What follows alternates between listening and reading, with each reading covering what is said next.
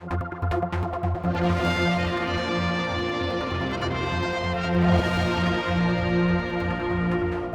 more on the potential for having these units in Peel, and we've heard from one of the people who is against it, Peter Duke now, so we can balance this up. Your idea, I think one of the main things it seemed to be is that no other ideas have been put forward. You went, I think, with the idea, did you, there for the commissioners, and is that how it happened?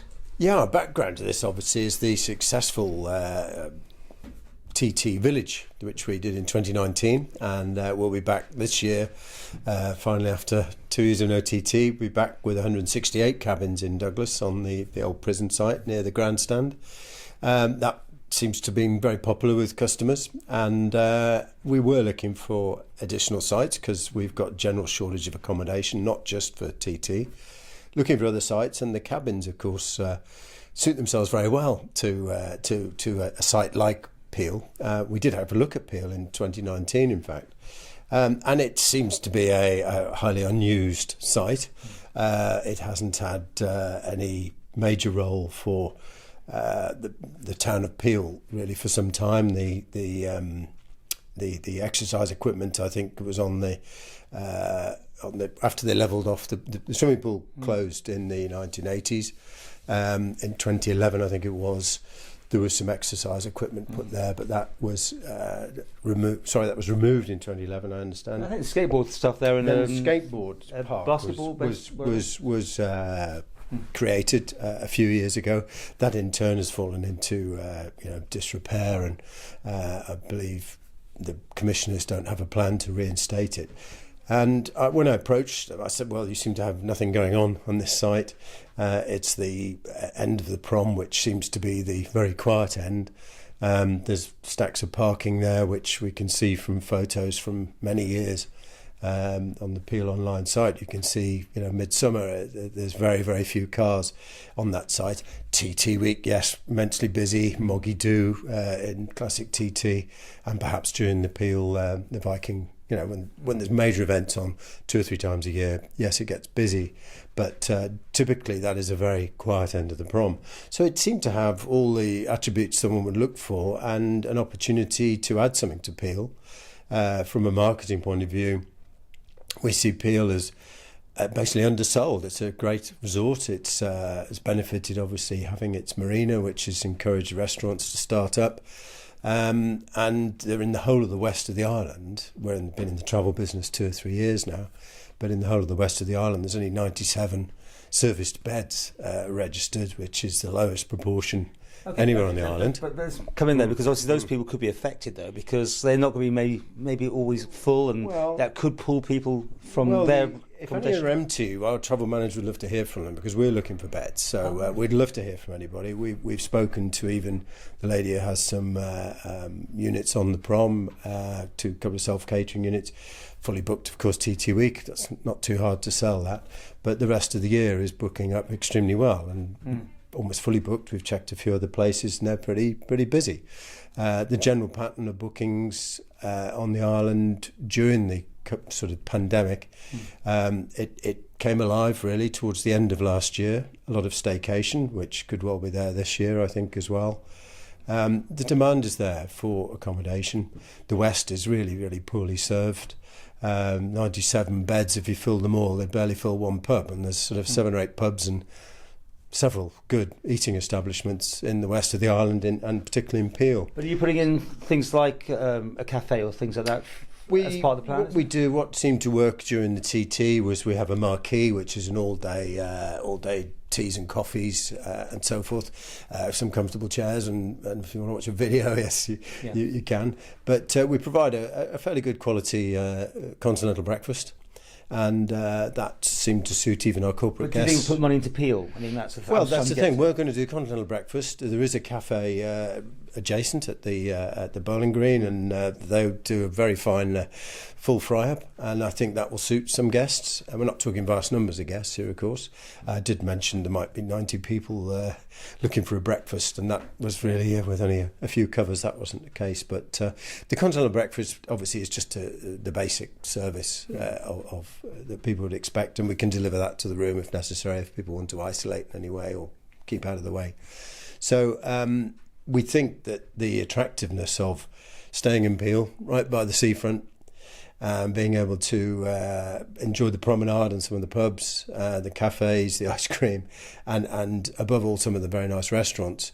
Be able to do that and then just retire in Peel on the seafront is very attractive. So I see it's 11 to 12,000 bed nights it will add to Peel during the period we'll be operating. And the time period is what? It's 9th of May to, I think, 24th of September. So it's a TT period then? Includes TT.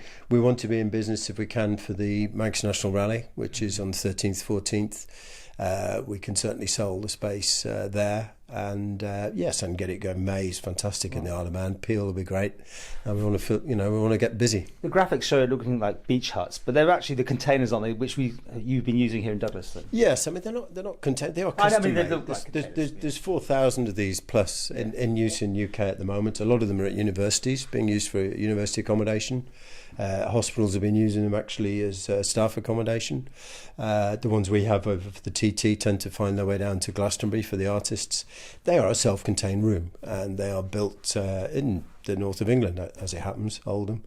It's a very simple design, but it delivers. It delivers a comfortable bed, fully insulated, heated, very secure. You can have steel shutters down on them if you want, which the universities like. And they have a small shower, toilet and a basin. So they are an ensuite room, and right by the sea. That's quite attractive. Yeah. What about the situation about plumbing into the mains? Because I mean, that was one of the objections I've heard, that it could be overload the system or something. Well, we initially inquired with the Manchester Utilities, who are quite happy with. I mean, it's a relatively small number of people. It's and I could mention at peak time, for example, even during TT, when obviously there were more people even staying with friends and relatives in the area, even in terms of the number of people in the area, the Peel Football Club is not doing camping this year. So there's quite a big loss. Much more than 90 people won't be staying on Peel campsite this year. So we're filling a bit of a gap there, to be quite frank, at peak time. As far as the numbers there are concerned, this site has had permission for hotels on 2 occasions. In 1986, 7 and in 2012 I think it was, but it's had 2 separate applications which were approved, and those hotels would have certainly had more than 90 people with the apartments and so forth associated. So we think the current infrastructure, the MEOA originally have told us that the systems will cope. That was the initial inquiry. I mean, you've got to get through planning, haven't you? And I hear there's some objection from some government departments already. Yes, there were some questions over the parking, and it's interesting actually. I was only just getting information here from the commissioners themselves that the DOI did a survey of Peel parking in 2012, and that was to look 15 years ahead to 2026. And this is quote. It should be noted that the DOI deliberately excluded Marine Parade and West Quay from this study because these areas did not have a parking problem. Right. So the DOI may be feeling a bit that this area is somehow busier than it really is, but you've only got to look at the photos from several years of the promenade. I was down there August, September last year when there were even tourists about. I think the busiest I saw it was 3 motorhomes parked on the road. The commissioners are in favour, subject to planning, I think, is what I've heard. The commissioners have been very supportive since we approached them back in June, July, I think it was, and they have given their support. They see it as an opportunity for extra marketing of Peel, extra revenue, of course, definitely. So because you went to them, they haven't put out any sort of no. I simply said this. How about this? I'll fund it. It's not going to cost you anything. It'll make you some money. Are you surprised at the reaction that you're getting? And it's been very disappointing, to be quite frank. I mean, I'd hate us to become Isle of No. Where we should be the Isle of Man, where things happen and people look forward. We're supposed to be a tourist island as well. The availability of accommodation in the west of the island is very, very limited indeed. It's very underserviced. This is a totally different type of product, which is in an attractive location, and it should deliver a lot of extra tourists to the town, which is lacking a tourist presence apart from on certain days of the TT. I mean, maybe the way you handled it could have been different, and you could have interacted more maybe with the. I mean, the objections we have largely come from people, I've got to say, who've got vested interests. They either have accommodation which they feel is under threat, even though some admit that they are nearly full, or have motorhome businesses which where they rent out motorhomes.